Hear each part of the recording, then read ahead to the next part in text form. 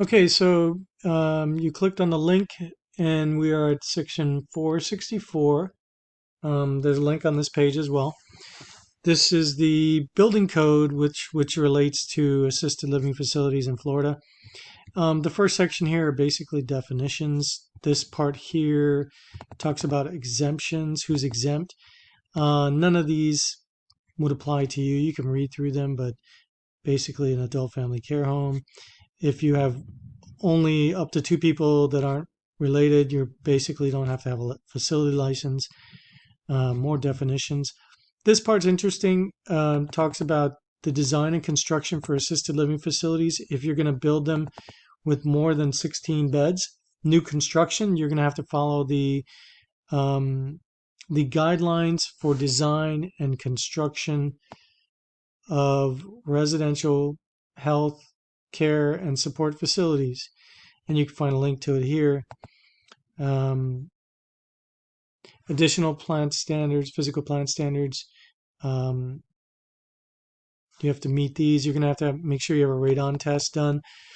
I think you've only got to do it once. I did it initially, and then I had one facility that up in High Springs by Gainesville, when they did their health inspection, the health inspector required a radon test. So I would just go ahead and go to Home Depot or Lowe's, get a radon testing kit, have one done, mail it in, and just have one in the file in case they request a radon test be done, because it is a requirement, as you can see right here.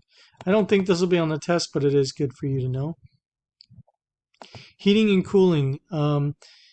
Mechanical systems shall be designed to maintain dry bulb temperatures between 70 degrees and 81 degrees in resident occupied areas and in areas intended for resident occupancy.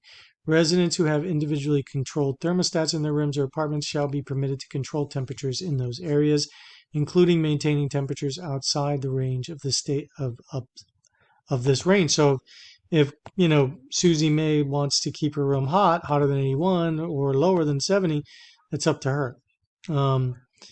As long as she has her own control of it. I would try to keep note of this range here. You could get a question on it. They used to have it in some of the other quizzes, so I always just tell people just try to remember that you have to be able to maintain temperature here.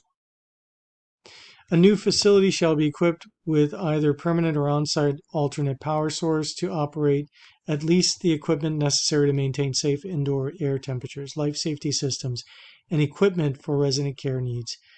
Or there shall be a permanently installed pre-designed electrical service entry for the electrical system that will allow for quick connection to a temporary alternative power.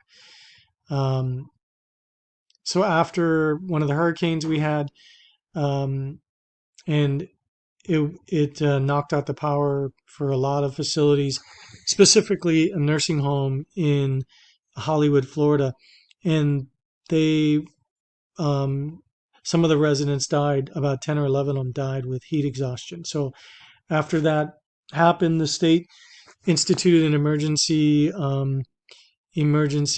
environmental control policy and mandated that all facilities in the state have to have a backup power system to be able to maintain a certain temperature for up to 96 hours, or I think it was 4 days.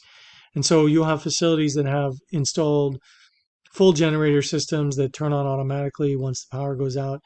But you also have facilities that keep gasoline or propane tanks, and they have a mobile generator, and they'll drag it out, connect it, but they have to submit a plan to the county, and the plan has to be reviewed and get recertified every year. And so that's a very important part of your operations, is going to be some backup power system. And as you can see, it also says that it has to power safety equipment too. So if you have safety equipment, oxygen generators, different things, you have to probably calculate that into your formula. But for test purposes, for what you're doing right now, I think you just may have to know that you have to have some sort of backup power system to maintain ambient temperature for 4 days. If the alternate power source is a generator, it shall comply with requirements in NFP 70 for either an optional standby system or legally required system. If the alternate power source is a generator, gasoline shall not be permitted as a fuel source, but I know a lot of people that have them, but that's news to me. I've seen gasoline approved plans, but for this purposes, for your information, it says it right there. Common areas. How much common area do you need for each resident? This is going to be a quiz question, so I want you to pay attention to this. I'm going to read through it. A minimum of 35 square feet of living and dining space per resident, live-in staff, and live-in family members shall be provided, except in facilities comprised of apartments. This space shall include living, dining, recreational, or other space designed accessible to all residents and shall not include bathrooms, corridors, storage space, or screened porches, which cannot be adapted for year-round use. Facilities with apartments may count the apartment's living space square footage as part of the 35 square foot requirement, living and dining space requirement. Those facilities also serving as adult daycare centers must provide an additional 35 square feet of living and dining space per adult daycare client. Excess floor space in resident bedrooms or apartments cannot be counted towards meeting the requirement of the 35 square feet of living and dining space for adult daycare participants. The daycare participants may not use resident bedrooms for resting unless the room is currently vacant. This is a great thing to know here. 35 square feet for additional square feet for adult daycare services within a facility, and 35 for each resident. Okay. A room separate from residents' bedrooms shall be provided where residents may read, engage in socialization or other leisure time activities. Comfortable chairs or sofas shall be provided in this communal area. So basically, you have to have a living room. And it sounds crazy to have to say that, but I have seen people try to do that, and I'm like, well, where are they going to sit outside of their room? Dining area shall be furnished to accommodate communal dining. The bedrooms, resident sleeping rooms designed for single occupancy shall provide a minimum inside measurement of 80 square feet of usable floor space. Usable floor space does not include closet space and bathrooms.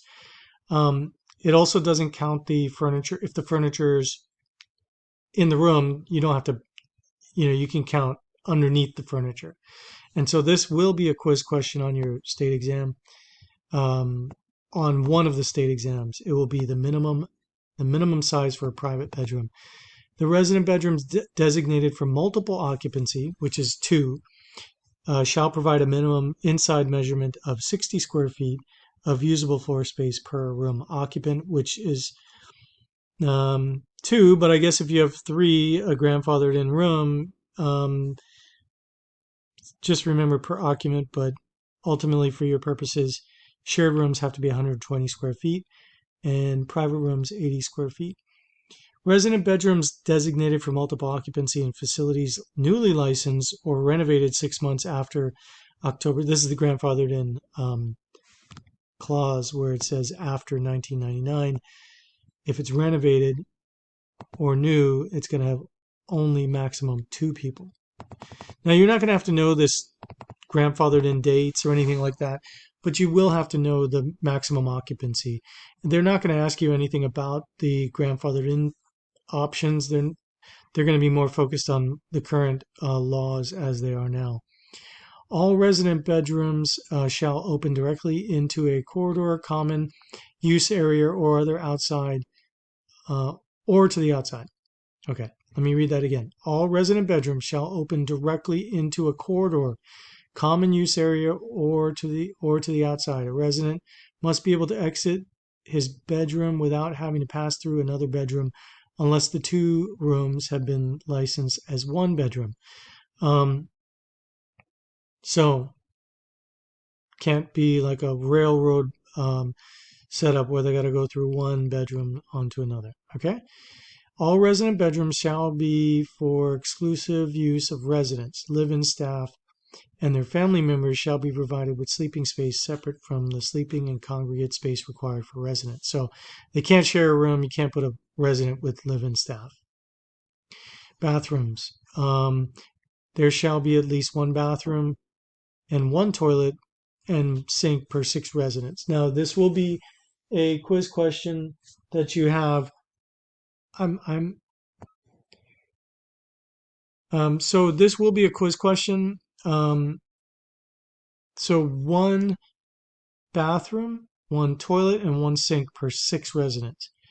And one bathtub or shower per 8 residents. So the bathroom doesn't need to have a shower for every 6, but one for every 8. Got it?